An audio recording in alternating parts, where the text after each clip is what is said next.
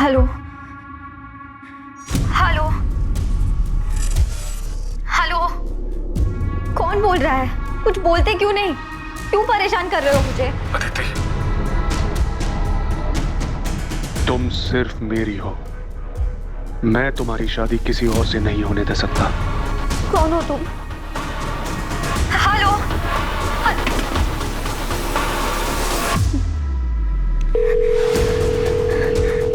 Hello, हाँ अभी फिर से फोन आया था। इस बार धमकी दे रहा था कि किसी और से शादी नहीं करने देगा। अब बहुत हो गया, इस बार कुछ ना कुछ तो करना ही पड़ता। मैं बाद में बात करती हूँ। बाय।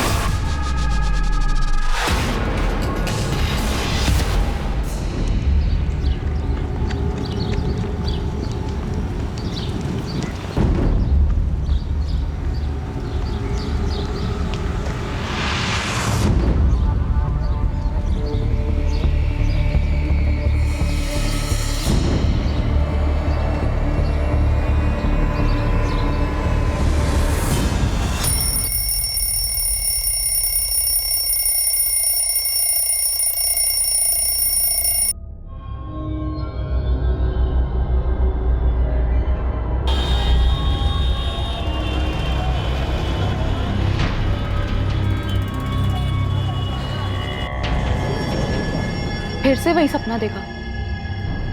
उसका कॉल आया था फिर से? हाँ, और वो भी ताऊ जी के सामने। सुभाष, कल सुबह तक मेहरा जी का ऑर्डर किसी भी हालत में भिजवाना है। जी भैया, लगभग सब कुछ अच्छे से तैयार है। दीदी, पढ़ाई अच्छी चल रही है ना? जी पापा, कुछ दिन में एग्जाम्स हैं। रात के 10 बजे। अदिति, चा बेटा फोन उठा।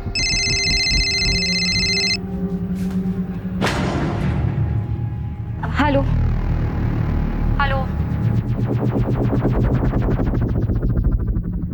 नहीं नहीं नहीं, कुछ नहीं चाहिए हमें। मैंने कितनी बार बोला है, और आप प्लीज इतनी रात को कॉल मत कीजिए। अदिति, 1 महीना हो गया है अब। हर बार नए नए लैंडलाइन नंबर से कॉल्स आ रही हैं। और कितने नंबर ब्लॉक करेगी यार तू? लेकिन सिया, लेकिन क्या अदिति, शक्ल देख अपनी, हवाइयाँ उड़ी हुई हैं, रात को चैन से सो तक नहीं पाती है। ऐसा कब तक चलेगा यार? किसी और से नहीं तो एटलीस्ट अपने पापा से तो शेयर कर। हाँ बिल्कुल, ताकि वो सीधा जाकर ताऊ जी को बता दे, और फिर मेरी पढ़ाई, कॉलेज सब बंद। तो ताई जी को ही बता देना। नहीं बता सकती यार सिया। ताई जी और पापा को कोई बात पता हो और वो ताऊ जी को जाकर ना बताए, ऐसा हो ही नहीं सकता। घर पे एक सामान यहाँ से वहाँ नहीं होता उनकी मर्जी के बिना। तो समझ नहीं रही यार, ये कमीना कॉलर हो कौन सकता है? मैं बता रही हूँ अदिति, ये कॉलेज का ही कोई लड़का है। सॉरी। क्या यार प्रतीक, 4 आंखें दी उसके बाद भी देख के नहीं चल सकता? I am sorry Aditi. Siya, it's okay Prateek, चुप कर सिया। क्यों डांट रही थी बेचारे को? शेक्सपियर ने कहा है, we know what we are and know not what we may be. मतलब हम खुद को जानते तो हैं, मगर पहचानते नहीं। वक्त और हालात उसे उसकी पहचान देते हैं, क्योंकि हालात की आंधी इंसान के इस बनावटी मुखौटे को उठा देती और उसे खुद से रूबरू कराती। अरे क्लास का समय हो गया, बाकी का ड्रामा क्लास चले। अदिति, तुमने अभी तक अपना असाइनमेंट सबमिट नहीं किया? सर वो, तुमने आज तक कभी लेट सबमिशन नहीं किया और इस बार तुम 4 दिन लेट हो। क्या हुआ, कोई प्रॉब्लम है? हाँ सर, एक्चुअली प्रॉब्लम तो है। नहीं नहीं सर, कोई प्रॉब्लम नहीं है। मैं 2 दिन में अपना असाइनमेंट सबमिट कर दूंगी। आर यू श्योर कोई प्रॉब्लम नहीं है? नहीं सर, कोई प्रॉब्लम नहीं है। Sorry for the delay. Okay.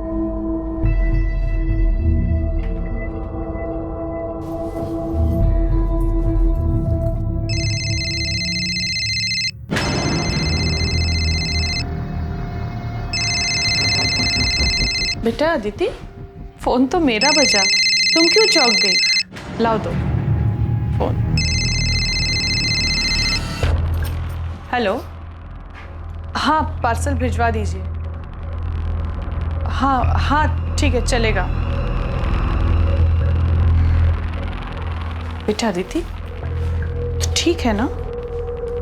हाँ ताई जी, मुझे क्या होना था? तेरे ताऊजी और मैंने तेरी माँ से प्रॉमिस किया था, उन्हें वचन दिया था कि हम तेरा ख्याल रखेंगे। मैं तेरे साथ हमेशा हूँ। बस 3 साल पहले इस घर में जो गलती हुई थी वो तुम मत दोहराना। नहीं ताई जी, मैं ऐसा कुछ नहीं करूँगी।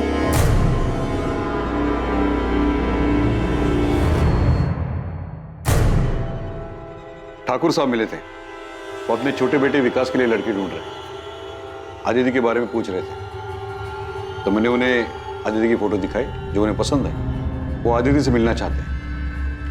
पिछली बार जो कुछ भी हुआ उसके बाद ठाकुर साहब अभी भी अपने बेटे के लिए पिछली बार जो हुआ उसे भूल जाओ ज्योति, जो सामने उसे देखो। हो सकता है ठाकुर खानदान से हमारा रिश्ता होना लिखा है और रिश्ता खुद चलकर आ रहा है। विकास अच्छा लड़का है, मुंबई में रहता है, अगले हफ्ते कानपुर आ रहा है, मिल लेगा आदित्य से। पर मेरी पढ़ाई, कॉलेज का आखिरी साल है। तो फिक्र मत कर बेटा, तेरे एग्जाम्स के बाद ही तेरी शादी करेंगे। हाँ, एग्जाम के बाद ही शादी होगी, लेकिन सगाई इसी महीने होगी। ठाकुर साहब अब ज्यादा रुकना नहीं चाहते और मैं भी उनकी बात से सहमत हूँ।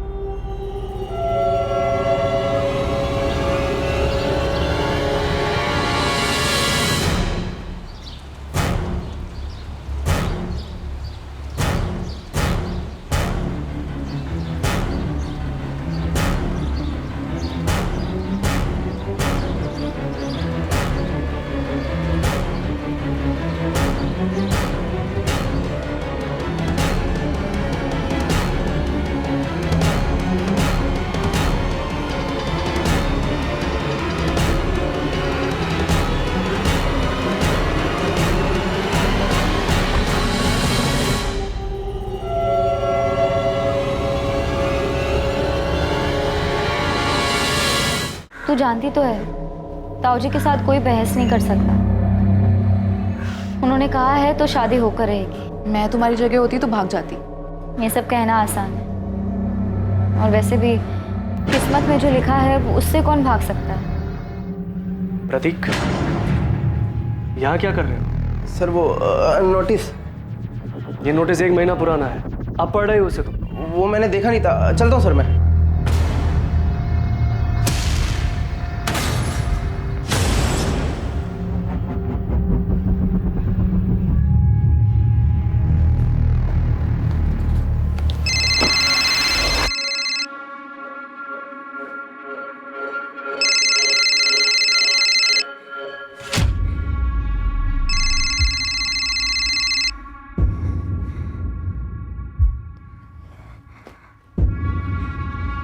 हेलो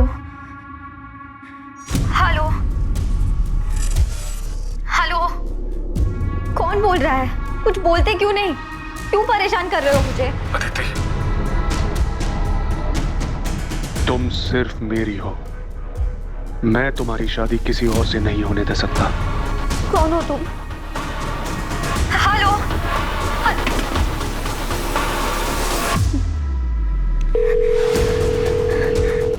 हेलो, हाँ अभी फिर से फोन आया था। इस बार धमकी दे रहा था कि किसी और से शादी नहीं करने देगा।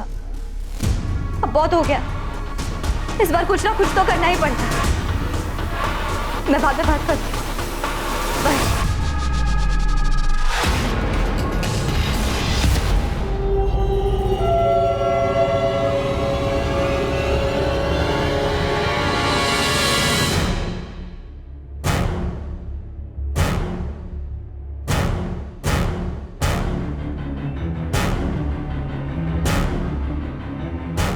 ताई जी, मैं चलती हूँ। ठीक है बेटा, संभल के जाना। बाय।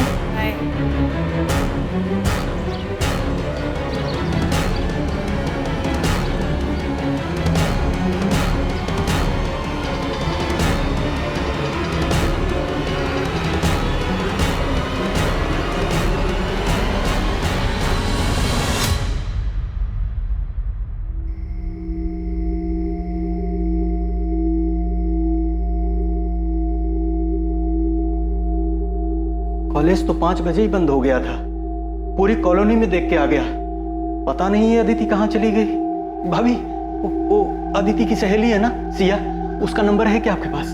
नहीं, मेरे पास तो नहीं है उसका नंबर। अरे वो कोई बच्ची नहीं है जो राह चलते खो जाए। शायद हमने उसे ज्यादा आजादी देकर कुछ गलती की है।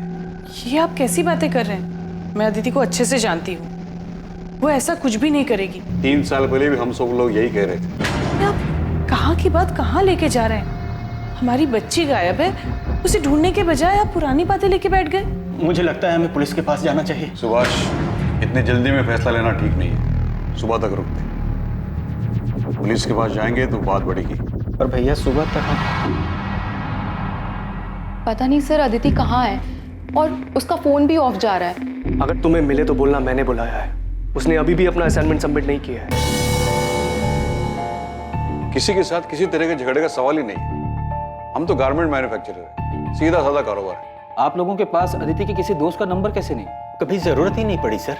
दरअसल मेरी बेटी बहुत सीधी सादी है, उसके कोई खास दोस्त भी नहीं है, बस पढ़ाई करती रहती है, घर से कॉलेज, कॉलेज से घर, इसके अलावा कहीं आना जाना नहीं होता। पर इस बार कहीं तो गई है वो।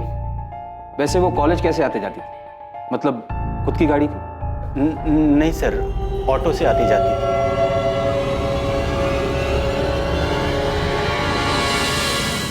हम अदिति की फोटो आसपास के थानों में भेज रहे हैं, उसके कॉल रिकॉर्ड्स भी मंगाए, जिससे पता चल जाएगा कि उसने लास्ट बात किससे की।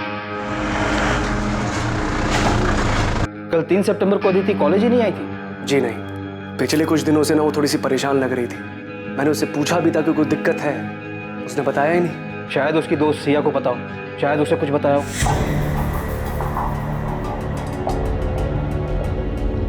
सिया, अदिति कल से मिसिंग है। अगर तुम इसके बारे में कुछ भी जानती हो तो बेझिझक होकर इंस्पेक्टर साहब। सर अदिति को पिछले 1 महीने से ब्लैंक कॉल्स आ रहे थे। क्या? हाँ सर, और उसने इस बारे में अपने घर पे किसी को कुछ भी नहीं बताया था, क्योंकि उसके घर वाले बहुत पुराने ख्यालात के हैं। पर सिया, जब मैंने तुम लोगों से पूछा था कि ऐसी कोई दिक्कत है तो कम से कम मुझे तो बताना चाहिए था। सिया, कोई अंदाजा ऐसा कौन कर सकता है? कॉलेज का कोई हो सकता है? हाँ सर, मुझे भी ऐसा ही लगता है। इनफैक्ट मैंने अदिति को कई बार बोला था कि कोई कॉलेज का ही होगा। तुम उसकी दोस्त हो, हमेशा उसके साथ रहती हो। कुछ तो नोटिस किया होगा तुमने कि अदिति को कोई लड़का लाइक करता हो, उसके आसपास घूमता हो। नहीं सर, अदिति ज़्यादा लड़कों से बातचीत नहीं करती थी। इनफैक्ट वो किसी से भी ज़्यादा बातचीत नहीं करती थी। विनीत जी, मुझे क्लास के सारे स्टूडेंट से बात करनी होगी, शायद उन्होंने कुछ देखा हो, और क्लास के सारे स्टूडेंट की नेम लिस्ट चाहिए होगी। जी। सिया, अदिति कॉलेज कैसे आती जाती? ऑटो में? वैसे तो ज़्यादातर लोग ऑटो से ही आते जाते हैं, लेकिन मैंने अदिति को कई बार प्राइवेट टैक्सी करते हुए देखा है।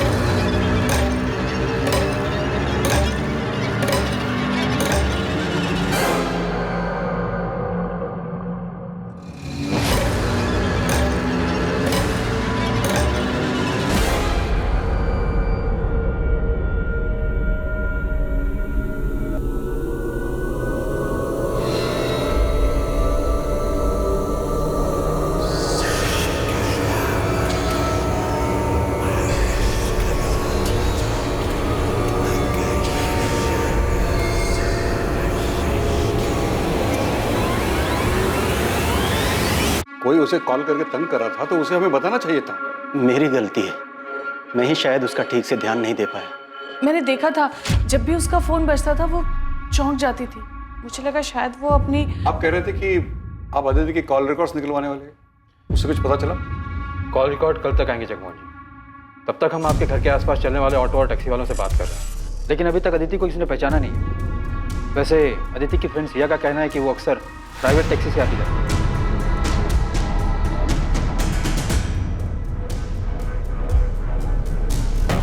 अब वो टैक्सी से जाए ऑटो से, क्या फर्क पड़ता है? फर्क पड़ता है, और इस बात से भी फर्क पड़ता है कि आप लोगों को उसके दोस्तों के बारे में कुछ पता नहीं, और ये भी नहीं पता कि वो कॉलेज कैसे आती जाती है।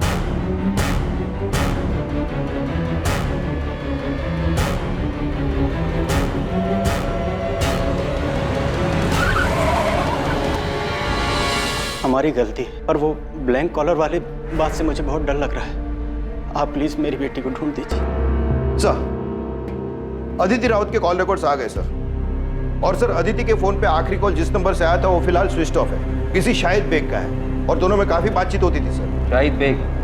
लेकिन इस नाम का तो कोई स्टूडेंट अदिति की क्लास में नहीं है। और ये पिंक नंबर किसके हैं? सर ये 6-7 पीसीओ के नंबर हैं। इनसे अदिति को लगभग 20-30 सेकंड के कॉल्स आए हैं। पक्का इन्हीं पीसीओ से अदिति को ब्लैंक कॉल किया गया होगा। और शायद इन कॉल्स के डर से ही अदिति ने टैक्सी में आना जाना शुरू किया होगा सर। मुझे इन सारे पीसीओ के एड्रेस चाहिए, जल्द से जल्द।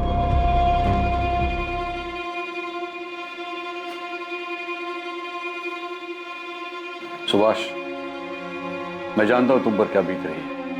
मेरा रवैया सख्त है, इसका यह मतलब नहीं कि अदिति की मुझे परवाह नहीं। और मेरी भी तो बच्ची है। गलती मेरी है भैया, मैं उसे समझ नहीं पाया। उसकी माँ की मौत के बाद मुझे उसका ज्यादा ख्याल रखना चाहिए। उसे बोलने तक का मौका नहीं दे। अगर ऐसा करते तो शायद वो उन ब्लैंक कॉल्स के बारे में बता देते।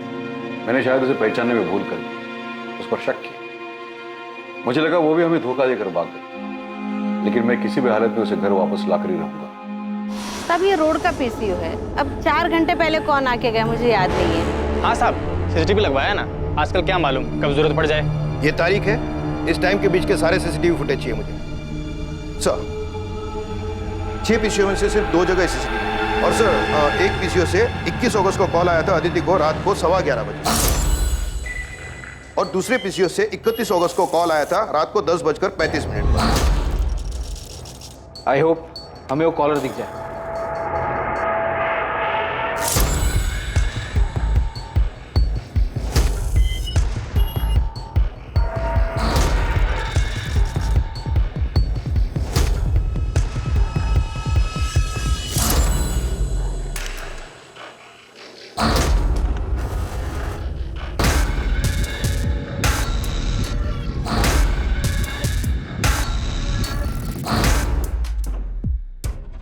पूरे फुटेज में शक्ल तो नजर ही नहीं आ रही, सिर्फ पीठ नजर आ रहा है। काफी शातिर मालूम पड़ता है। कैप पहन कर आया था। जी सर। हाँ सर, मैं अभी आती हूँ। ध्यान से देखना चाहिए, चेहरा नहीं दिख रहा है, और शायद बॉडी लैंग्वेज से तुम पहचान जाओ।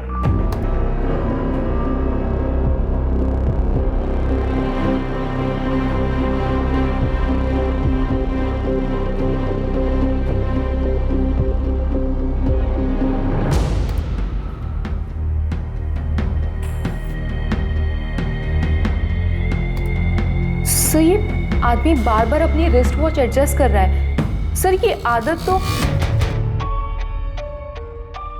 ये आदत हमारे प्रोफेसर विनीत की है। मैं कॉलेज का प्रोफेसर हूँ, कोई सड़क छाप रोमियो नहीं हूँ। आपको क्या लगता है मैं एक लड़की को ऐसे परेशान करूंगा? सर आप लोग गलत कर रहे हैं। मैंने कुछ भी नहीं किया, फिर आप मुझे कैसे लेकर आ सकते हैं? तुम्हारे फोन के लोकेशन डिटेल्स देखे हमने। अदिति को जिस पीसीओ से जिस टाइम पर ब्लैंक कॉल किया गया, उसी जगह उसी टाइम तुम्हारा फोन भी मौजूद था। सर ऐसा हो ही नहीं सकता, मैं हमेशा अपना फोन घर पे। मैकबेथ अपने राजा के प्रति बहुत वफादार, पर लेडी मैकबेथ के कहने पर उसके मन में भी राजा बनने के ख्वाब जाग गए। फिर क्या था, उसके एक वफादार मुलाजिम होने का मुखौटा गिर गया और खुद अपने हाथों से उसने अपने राजा को मार डाला। अब सोचने वाली बात यह है कि शायद मैकबेथ को यह खुद नहीं पता था कि उसके वफादारी के मुखौटे के पीछे एक दगाबाज शख्स है। इंसानी फितरत का कोई भरोसा नहीं होता। कभी कभी चेहरे के पीछे की असलियत बहुत भयानक होती है।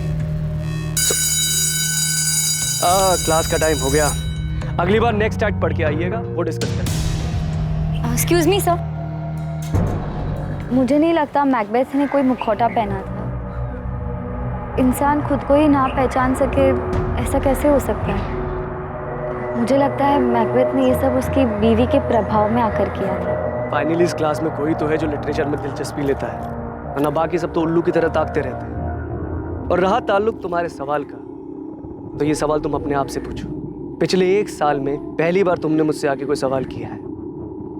क्या तुमने कभी ये सोचा था कि तुम सामने से आकर मुझसे शेक्सपियर डिस्कस करोगी? शायद ऐसी भी कोई अदिति है जिसे हम क्या तुम खुद नहीं जानती। वो बहुत शांत स्वभाव की थी, बाकियों से बिल्कुल अलग। मैं उसे करीब से पढ़ना चाहता था, जानना चाहता था। उसकी सादगी मुझे भाने लगी थी। वही मीठी आवाज़ सुनने के लिए मैं उसे ब्लैंक कॉल्स किया करता था, मगर कभी हिम्मत नहीं हुई उसे बताने की। फिर इस बीच मुझे पता चला कि उसकी शादी की बात चल रही है। अदिति अभी सिर्फ तू 22 साल की है, इतनी जल्दी शादी कौन करता है? और तूने कुछ बोला नहीं? तो जानती तो है, ताऊ जी से कोई बहस नहीं कर सकता। उन्होंने कहा है तो शादी होकर है। ये सुनकर मुझे बहुत गुस्सा आया।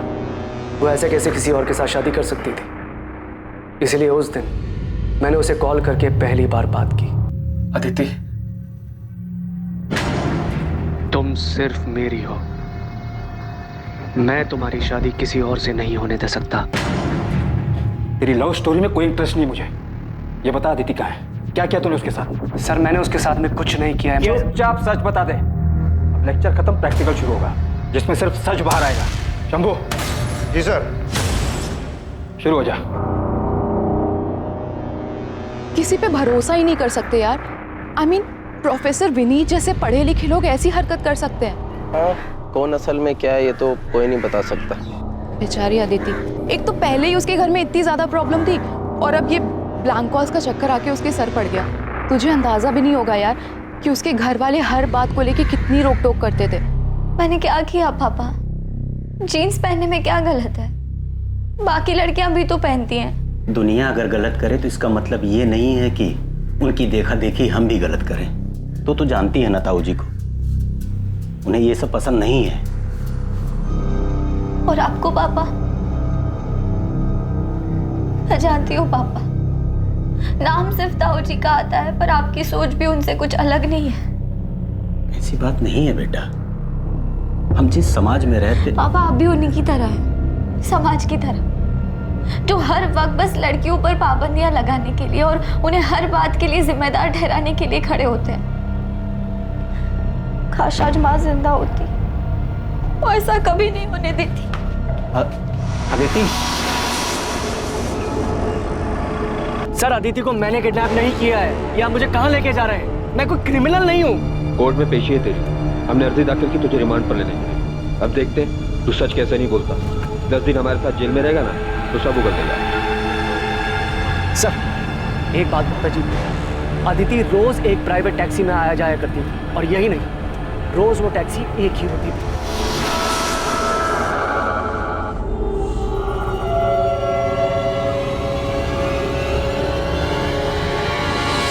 प्राइवेट टैक्सी, मालिक सबका एक है। देख प्रोफेसर, तू बच्चों को भले ही कुछ भी पढ़ाता या हमें पढ़ाने की कोशिश मत करना। सर मैं सच बोल रहा हूँ। अक्सर कॉलेज खत्म होने के टाइम पर मैं गेट पे खड़ा रहता था अदिति को जाते हुए देखने के लिए। तब मैंने कई बार देखा वो व्हाइट कलर की प्राइवेट टैक्सी में ही जाया करती थी। शायद मेरा ध्यान हमेशा अदिति पर था, इसलिए इस बात पर कभी ध्यान नहीं गया। काफी झूठ बोल रहा है प्रोफेसर, कहानियां सुनाने में माहिर है सर। एक लीड मिली है, चेक तो करना पड़ेगा। 4 दिन हो गए, अभी तक अदिति अपने घर वापस नहीं लौटी। और वैसे भी प्रोफेसर विनीत के कॉल रिकॉर्ड साफ है। तुम खबरी आसिफ से बात करो, बोलो कि एक व्हाइट कलर की प्राइवेट टैक्सी है जिस पर मालिक सबका एक है लिखा हुआ, उसके बारे में पता करें। जी सर। आसिफ को बोलना कि कॉलेज के आसपास पता करें, टैक्सी रोज वहीं जाती है।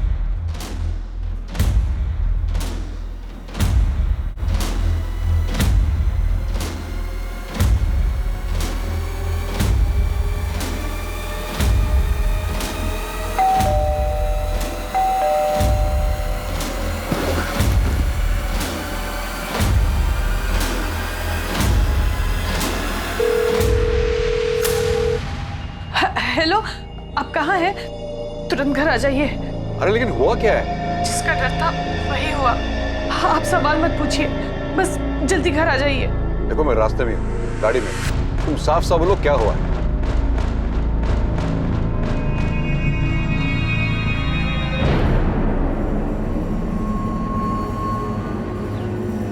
सर ये गंगा शंकर टैक्सी मालिक। और ये टैक्सी मेरी है, लेकिन मैं इसे किराए पर देता हूँ। इसका ड्राइवर शाहिद बेग। शाहिद बेग? कहाँ मिलेगा ये शाहिद बेग?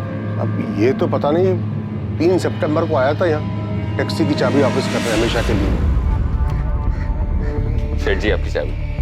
ऐसे अचानक क्या हुआ? कोई दिक्कत है? नहीं सेठ जी, बस अब कुछ और करना चाहता हूँ, यहाँ से दूर। दूर मतलब अपने गांव जा रहे हो? नहीं, मुंबई। ये बोलकर वो चला गया और उसके बाद मेरी उससे कोई बातचीत नहीं हुई सर। शाहिद का कोई एड्रेस है आपके पास? शायद वहाँ से कुछ पता चले। हाँ, शायद जिस बस्ती में रहता है वहाँ का एड्रेस है मेरे पास। सर अदिति के फोन पे आखिरी कॉल किसी शाहिद बेग का ही था। ये वही होगा, नंबर क्रॉस चेक करो। अदिति और शाहिद में देर रात तक लंबी बातें होती थी, पर यह समझ में नहीं आ रहा है कि अदिति एक टैक्सी ड्राइवर से इतनी क्यों बात करे। साहब ये रहा शाहिद का पता हुआ उसका फोन नंबर।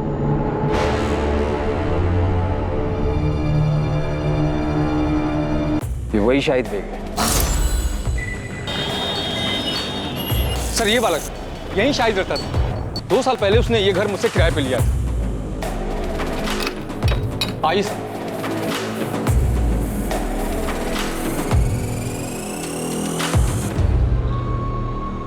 शाहिद ने कमरा कब खाली किया? 3 सितंबर को। हाँ साहब उसी दिन किया था। कुछ बताया था उसने? कहाँ जा रहा है? यमुना भाई इस बार दुबई जा रहा हूँ किस्मत आजमाने। ये चल क्या रहा है शाहिद के दिमाग में? सबको अलग अलग जगह बताकर खुद गायब हो गया। अदिति हमेशा शाहिद की टैक्सी से आती जाती थी और शाहिद ने अपनी टैक्सी 3 सितंबर को वापस की और उसी दिन से अदिति और शाहिद दोनों गायब हैं। ये महज इत्तेफाक तो नहीं हो सकता। सर यहाँ तो कुछ और ही खिचड़ी पक रही है। ये शाहिद की पड़ोसन बता रही थी कि शाहिद के घर पे किसी लड़की का रेगुलर आना जाना था। हाँ साहब, ये तो वही लड़की है जो शाहिद के घर पे आती थी।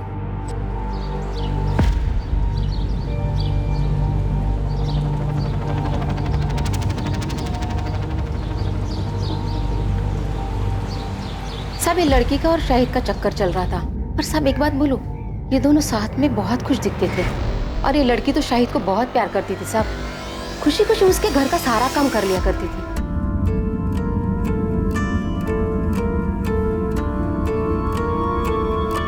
क्या कर रहे हो? कोई देख लेगा तो? तो देखने दो। तुम यहाँ क्या कर रहे हो? बुखार है ना, आराम करना चाहिए। चलो अंदर चलो। अच्छे बड़े घर की लड़की, कॉलेज जाने वाली, अपनी उम्र से काफी बड़े टैक्सी वाले के प्यार में पड़ गई और इतना ही नहीं, अपना घर छोड़कर उसके साथ भाग भी गई। कुछ ज्यादा फिल्मी नहीं हो गया ये? नहीं पीढ़ी है सर, फिल्मों से सीखते हैं इनको। और फिर इस अदिति के घर वाले तो काफी पुराने ख्यालात के। शाहिद के कॉल रिकॉर्ड निकलवाओ और ये सच भी हमें रावत फैमिली को बताना ही होगा। कॉल डिटेल से तो ये लगता है कि अदिति और शाहिद आपस में काफी लंबी लंबी बातें करते और इतना ही नहीं, अदिति शाहिद के घर भी आ जाया करती। वहाँ के आस पड़ोस के लोगों ने अदिति को कई बार देखा, इसलिए हमें यकीन है कि अदिति और शाहिद एक दूसरे से प्यार करते थे और इसलिए भागते। शाहिद के गांव रायबरेली का एड्रेस मिला है, हम वहाँ जाकर पता करने की कोशिश। रहने दीजिए, आपकी मदद का बहुत बहुत धन्यवाद। अब उन्हें ढूंढने की कोई जरूरत नहीं है। अदिति खुद हमसे रिश्ता तोड़कर चली गई है। आप तकलीफ मत उठाइए, इस केस को क्लोज कर दीजिए। एक बार अदिति हमें मिल जाए उसके बाद तो ये केस हम क्लोज ही कर देंगे। हम लोगों ने फैसला कर लिया है, हमें उनसे कोई वास्ता रखना नहीं है और न ही इस केस। जब आप लोग खुद अदिति को नहीं ढूंढना चाहते तो ये केस हम क्लोज कर देंगे।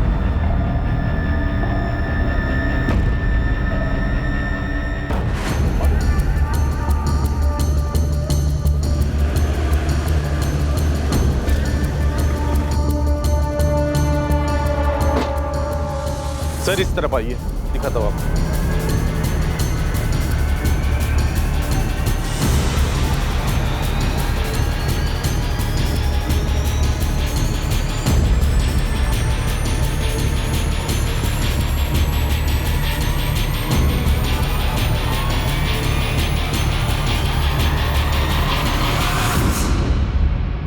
सब विक्टिम का गला घोटा गया है, कपड़े भी फटे हुए हैं, शायद रेप किया गया है और लाश को उस बोरी में लाया गया है। लड़की गांव की रहने वाली नहीं लगती। मैंने आसपास के लोगों से पूछा, इसकी फोटो भी दिखाई, लेकिन कोई पहचान नहीं पाया। डेड बॉडी को पोस्टमार्टम के लिए तो भेजिए दो। इसकी फोटो भी आसपास के थानों में भेज दो, शायद वहां से आइडेंटिफाई हो जाए।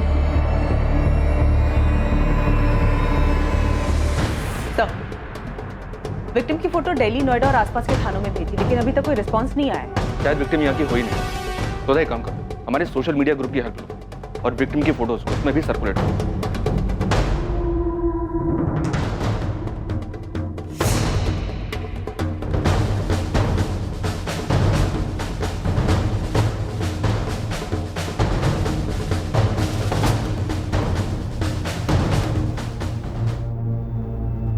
सोनाली, अरे कहाँ हो भाई? लेट हो रहा है यार, मुझे जल्दी लाओ।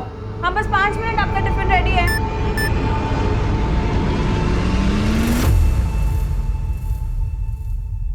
ए सोनाली, मेरा टिफिन रेडी हुआ कि नहीं? क्या हुआ?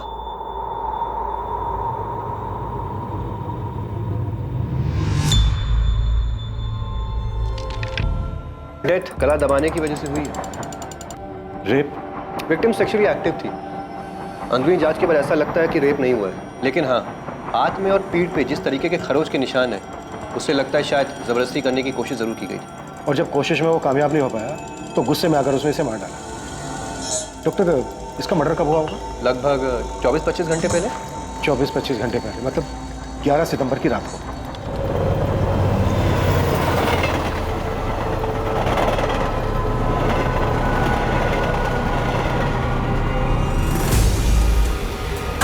ऐसे नहीं, ऐसे बना, ठीक है? आजा। बस करो भी बतख जैसे मुंह बनाना। ये कपड़े पहले सुना ली, तेरे पापा आते ही होंगे। आप आओ, हमारे साथ फोटो खींचो। अरे मैं कहाँ? बैठो यहाँ पे। अरे मुझे नहीं आता ये सब। जी, हमारी फोटोज ही नहीं है साथ में। देखो सिर्फ आपको बस ऐसे करना। कैसे?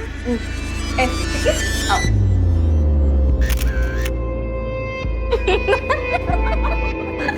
बहुत शैतान हो गया तुम। दीदी, अगली बार ना आप ताई जी के लिए भी ऐसी ड्रेस लेके आना।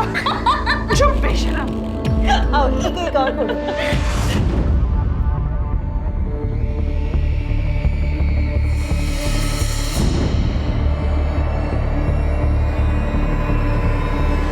ये मेरे चाचा जी सुभाष रावत की बेटी है सर। हमारा घर कानपुर में है। अदिति वहीं रहती थी। आपने अपनी फैमिली को इन्फॉर्म कर दिया? नहीं सर, हिम्मत नहीं उन्हें फोन करने की। पिछले 3 सालों से कोई बातचीत नहीं है हम लोगों के बीच में, क्योंकि मैंने भागकर भानु से शादी की थी। वो आखिरी बार था जब मैंने उसे देखा था। आप हमें अपना कानपुर का एड्रेस दे दीजिए और अपने घर वालों के फोन नंबर्स, हम इन्फॉर्म कर देंगे।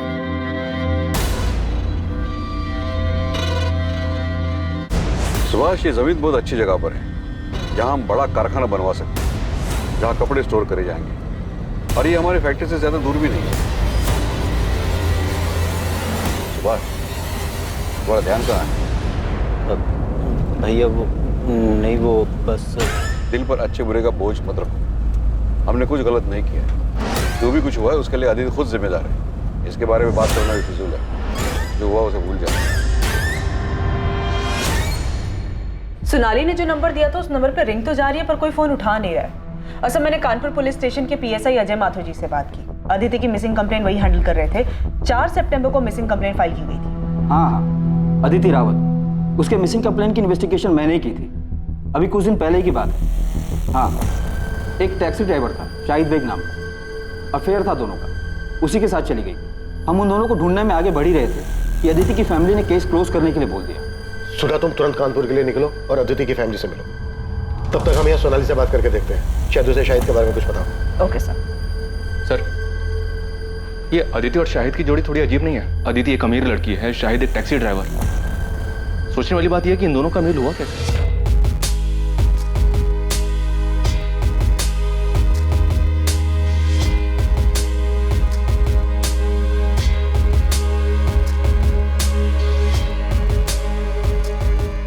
आइए मैडम, बैठिए। नहीं, आप जाइए, मैं ऑटो ले लूंगी। मैडम, आप ऑटो का किराया दे देना। बहुत देर से देख रहा हूँ, दूर दूर तक कोई ऑटो नहीं है। आप ऐसे ही धूप में खड़ी हैं, आपको भी ऑटो का इंतजार नहीं करना पड़ेगा और मुझे भी सवारी मिल जाएगी। बैठिए ना।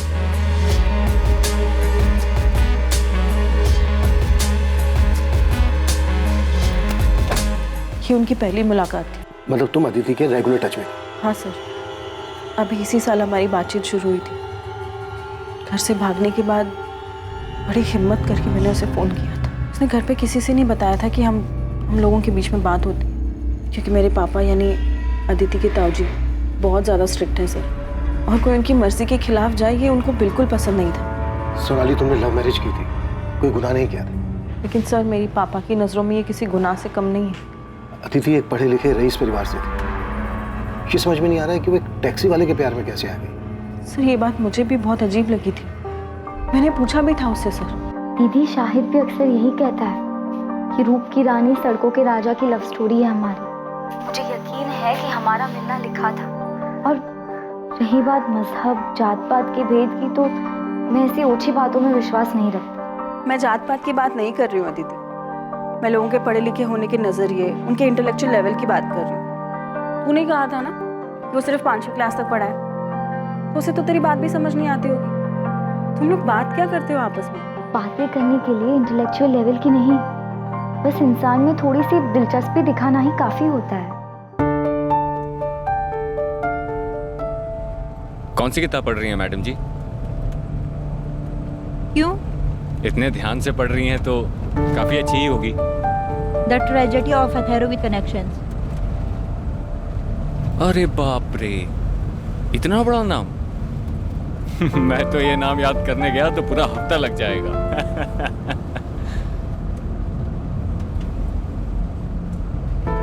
मुझे भी किताबें पढ़ने का शौक था बचपन में, लेकिन वो अरमान कभी हकीकत नहीं बन पाया। क्यों? अब्बा का इंतकाल हो गया था बचपन में। इससे पहले कि कुछ समझ पाता, कंधे से स्कूल बस्ता हटाकर सर पे बोझ डाल दिया गया। घर चलाने के लिए अम्मी की मदद करनी थी, तो तब से लेकर अभी तक वही करता चला आ रहा हूँ। मतलब उसने तुझे अपनी दुख भरी कहानी सुनाई और तेरा दिल पिघल गया? मैंने उस पर तरस खाकर उसे पसंद नहीं किया है, बल्कि उसके आने से मुझे पहली बार कोई ऐसा मिला जो बिना किसी मतलब के, बिना किसी उम्मीद के मुझ में दिलचस्पी दिखा रहा है, जो मुझे वक्त देना चाहता है, मुझे सुनना चाहता है। और दीदी आपको पता है, शाहिद बहुत ही जिंदा दिल इंसान है। ना कुछ हुआ है उसके साथ, मगर फिर भी हंसता रहता है और हमेशा मुझे हंसाने में लगा रहता है।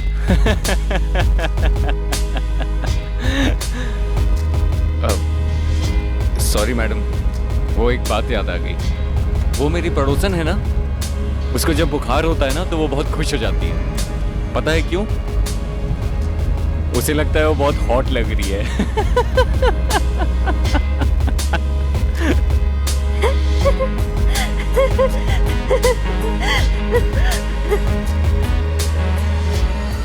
टैक्सी में आते जाते दोनों के बीच प्यार हो गया और बात यहाँ तक आगे बढ़ गई कि दोनों ने भागकर शादी कर ली। सर यही बात मुझे भी परेशान कर रही थी और मुझे नहीं लगा था वो घर से भागकर शाहिद से शादी कर लेगी। क्यों? ऐसा क्या हुआ?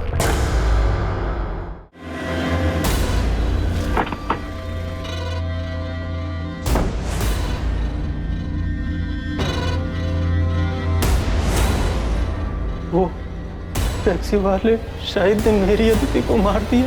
इन्वेस्टिगेशन चल रही है सुभाष, लेकिन एक और पॉसिबिलिटी ये है कि शायद शाहिद को भी मार दिया गया होगा। लेकिन मुझे पूरा यकीन है कि उसी कमीने ने आदित्य को मारा होगा। मैंने उसे तभी पहचान लिया था जब वो दोनों शादी करके यहाँ आए थे हमारे पास। क्या आप लोग पहले से जानते थे कि उन दोनों ने शादी कर ली? शाहिद पहले से शादीशुदा था, तो फिर अदिति उसके साथ भागी क्यों? सर यही बात तो मुझे समझ नहीं आ रही है। अदिति ने कहा था कि शाहिद ने उसके साथ धोखा किया है। शाहिद ने मुझे धोखा दिया है दीदी। मैं उसके लिए सब कुछ छोड़ने को तैयार थी, उसने मुझे अंधेरे में रखा। छोड़ो, काम करने दो। सारा सामान यहाँ वहाँ फेंक कर रखा है, इसीलिए बीमार पड़े थे तुम। हाँ तो ये बीमारी की तो मेहरबानी है जो तुम मेरे गरीब खाने में आई। हाँ बस हाँ, अब ठीक से सफाई करने दो। ठीक से साफ सफाई नहीं होगी तो वापस बीमार पड़ जाओगे।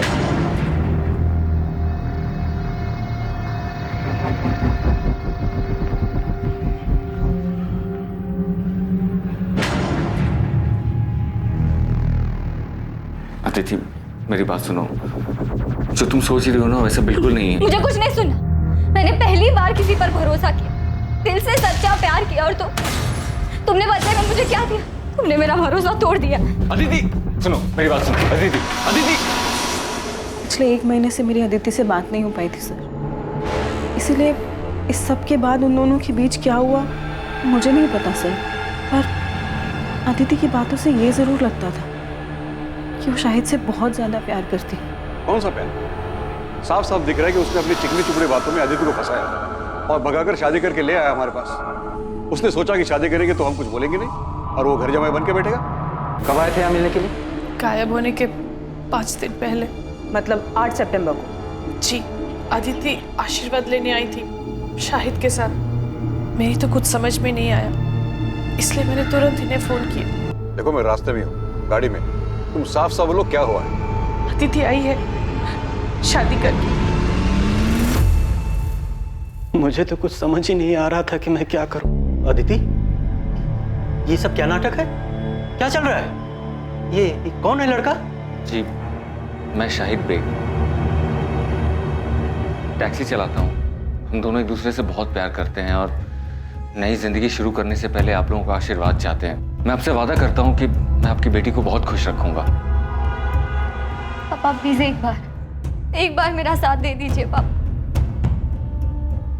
सच में शाहिद से बहुत प्यार करती हूँ। इतना बड़ा कदम उठाने से पहले कम से कम एक बार तो बता देती।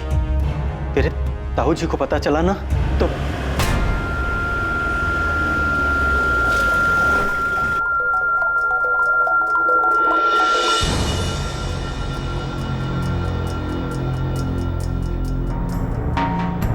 सुभाष, इनसे कह दे यहां से चले जाए।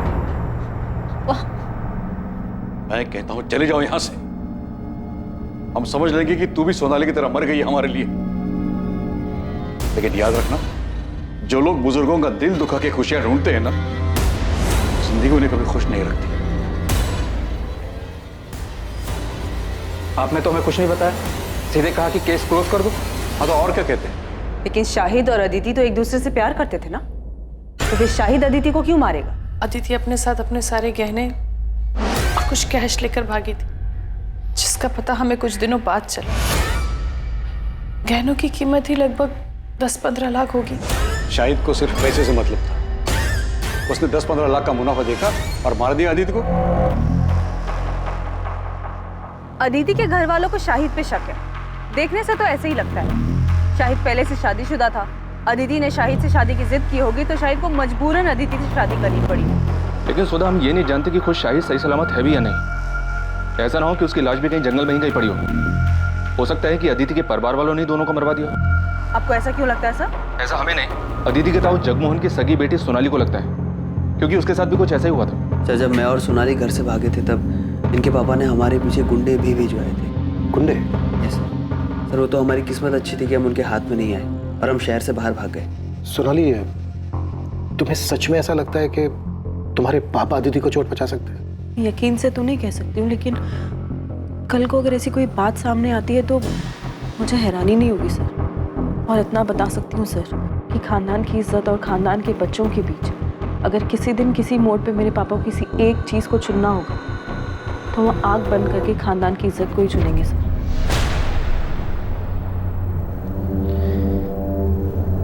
अदिति की बॉडी कल सुबह मिलेगी। अदिति ने भले ही अपने औलाद होने का फर्ज ना निभाया, लेकिन हम तो बड़े हैं, हमें अपना फर्ज निभाना ही होगा। उसका अंतिम संस्कार करना। इंसान वही होता है जो दूसरों की गलतियों से कुछ सीखे। लेकिन लाख समझाने के बावजूद भी अदिति ने वही गलती दोहराई। उसे वही मिला जो उसने बोया था।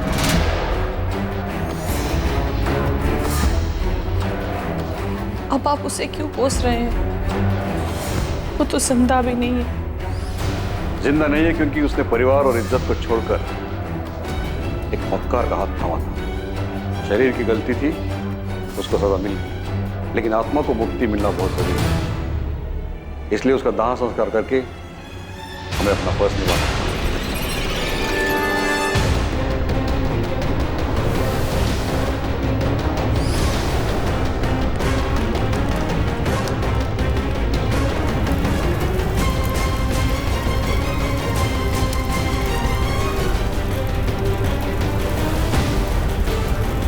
हमें सबसे पहले ये पता लगाना है कि इस वक्त शाहिद कहाँ है। क्या सबके पीछे उसी का हाथ है या फिर वो खुद एक विक्टिम?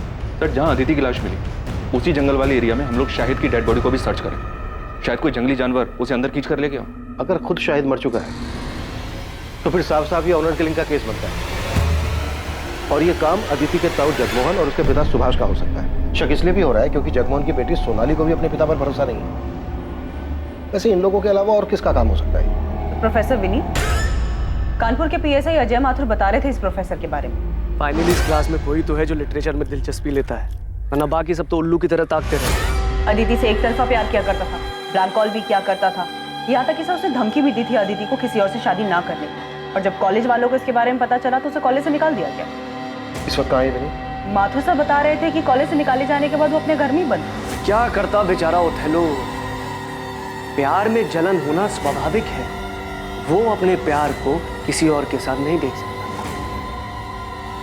इसीलिए उसने खुद उसको